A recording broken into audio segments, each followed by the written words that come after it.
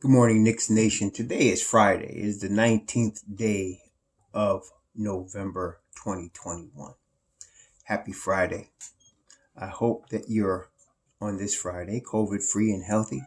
And I hope that the needs of your family in terms of food and shelter as well as clothing is being met today. Blessings upon those that work in the healthcare field trying to save lives. Blessings also upon those that pick up garbage for us to keep our places, our streets, and our sidewalks clean.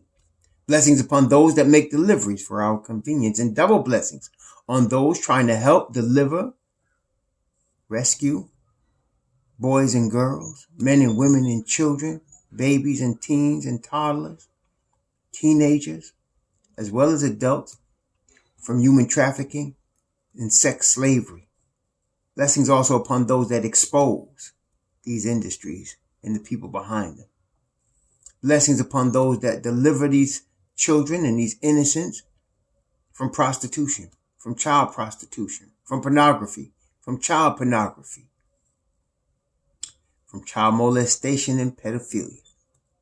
And curses upon those that promote, finance, distribute, and do work in these industries. And of course, those that purchase these disgusting products. Finally, blessings upon the homeless. 500,000 men, 600,000 men, women, and children in the United States alone on the streets, and millions around the world with no roof over their head. Blessings upon them, for theirs is the kingdom. And blessings on those that are trying to help. There will be a basketball game. In fact, there will be two basketball games. The Knicks have a back-to-back. The New York Knicks play tomorrow, late afternoon, early evening against Houston. And then they're playing again on Sunday in Chicago in a big game in Chicago. So this is a back-to-back for the Knicks. Good news about it being the back-to-back is Kemba Walker will not play in both games. They're going to have to go with a different guard. Last time they started Derrick Rose in place of Kemba Walker, and the Knicks lost. So that that didn't work out too well. So I'm not sure.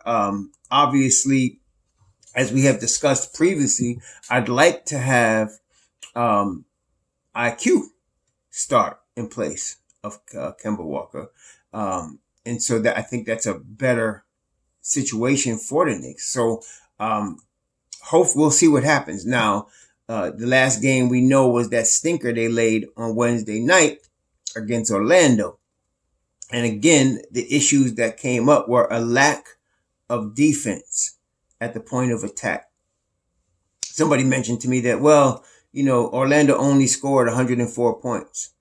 Doesn't matter how many they scored. It's irrelevant. When you actually watch the game, you will see the lack of defense at the point of attack. If that was the case, if the Knicks would have scored 96, then it should have been like Monday where the Pacers only scored 84. Okay?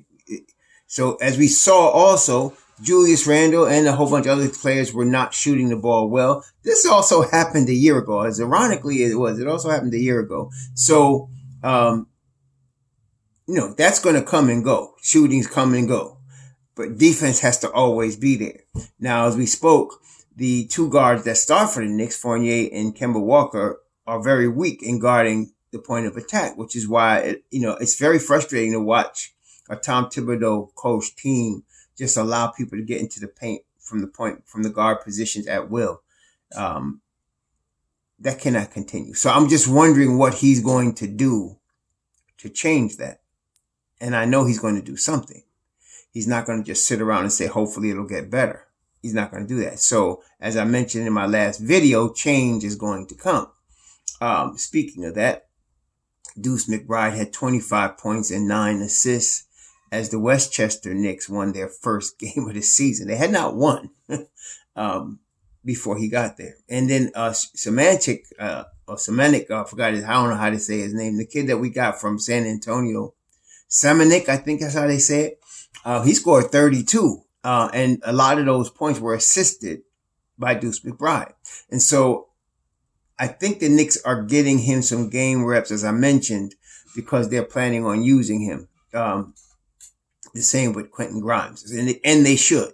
because not just, these guys are good basketball players that we drafted, that Tom Thibodeau wanted, but they play excellent defense.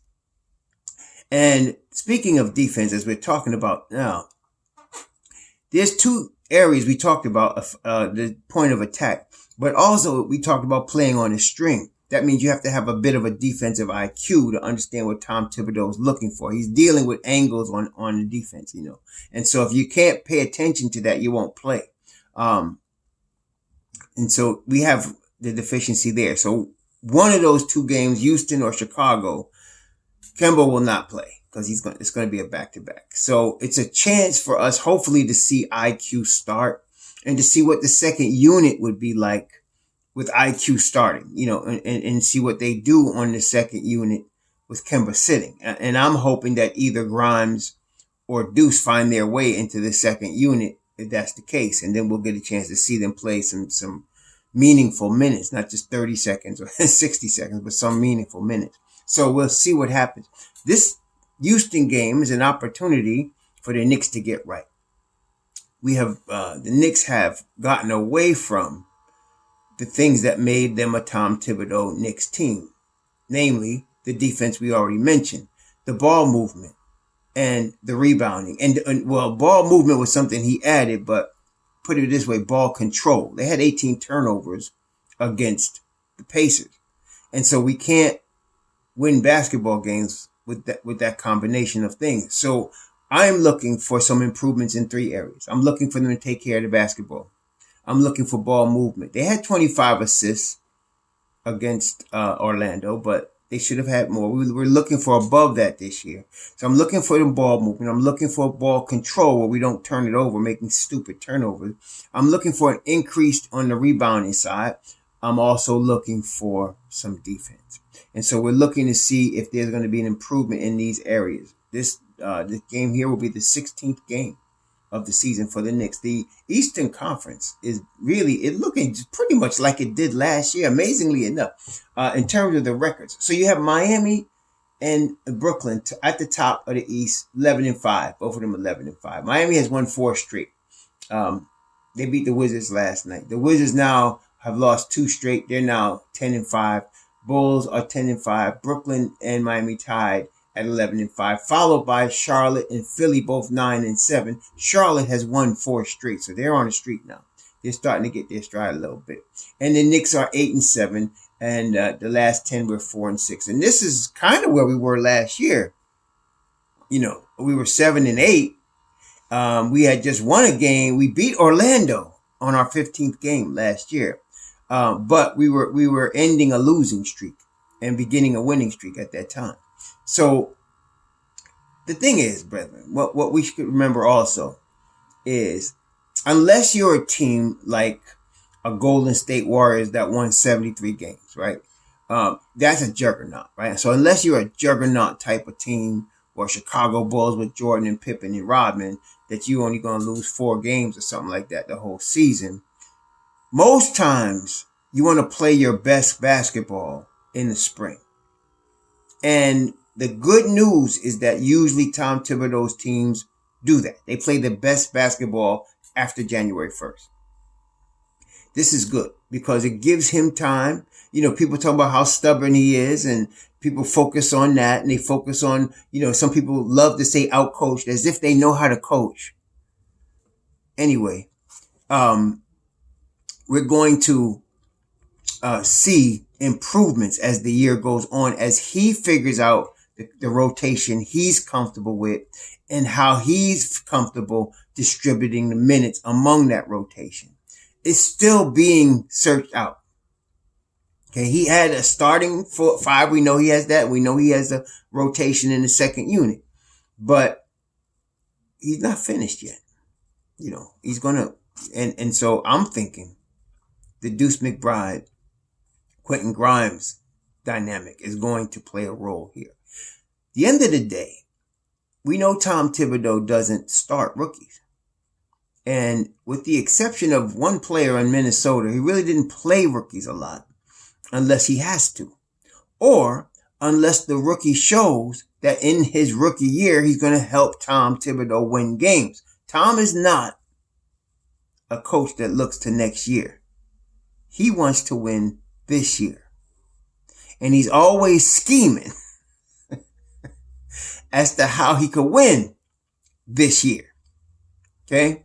So it's good the front office and him balance each other out, because he really would do some of you things that some of you crazy Knicks fans are asking for. Well, trade everybody, start over. Let's get some veterans in here. He get 30-year-old guys. He'd love to coach the Lakers with a whole bunch of old dudes on Geritol. But Leon and them keep him in check. Okay. Now, we are actually in a really good position with regard to the rookies this year. And why do I say that? This year is different because the year that Tom Thibodeau did depend on a rookie was the year he was both the coach and the general manager in Minnesota. And why is that important? He picked the rookie. He can't just say, I don't trust. He picked them, right? So they were his choices. And so he was showing players that he picked, because obviously he's more leaning toward trusting a player that he knows about, that he picked, that he scouted. Like with Emmanuel Quickley. He didn't pick Emmanuel Quickley, but as we found out, him and one of his assistants had been watching Emmanuel Quickley before they both came to the New York Knicks. They've been watching Emmanuel Quickley. And then I remember in the media, they was talking about what went on in the war room during the draft, and Worldwide West was saying, just get Quickley. He was pushing for Quickley, and Tom wanted him too.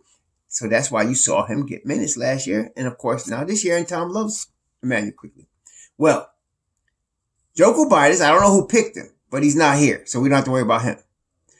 Jericho Sims fell in our lap at 58. But Tom pushed for both Grimes and especially Deuce McBride. He wanted those guys. He pushed management to draft them. Okay? And then he got them.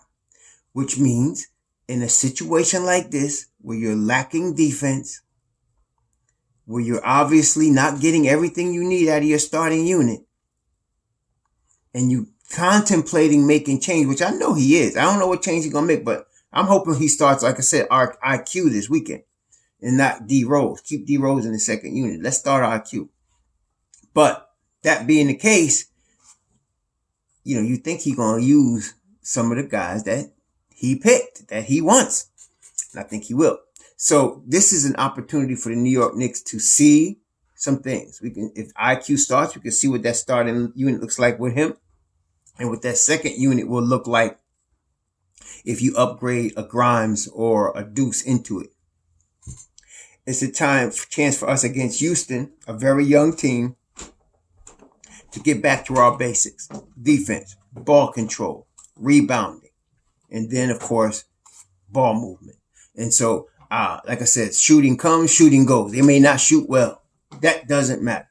If they do these things properly, they'll not only be in the game, they should win the game. So this is what we're looking for this weekend. Hopefully we see it in the next two games. Like I said, I think I'll be on Nick of Time with Jay Ellis Saturday night. I believe I will. So Saturday night after the game, we'll be reviewing the game, me and Jay Ellis. And if Ryan G is in the building, he'll be there too. We'll be doing that on KOT, Nick of Time TV on YouTube. And then Sunday, we have the game again, a big game against Chicago. So it's Friday. Be safe out there today. A lot of violence going on in the streets of New York these days. So be safe out there. Keep yourself safe in terms of the COVID. Wear your mask. Make sure you keep yourself healthy. Shalom.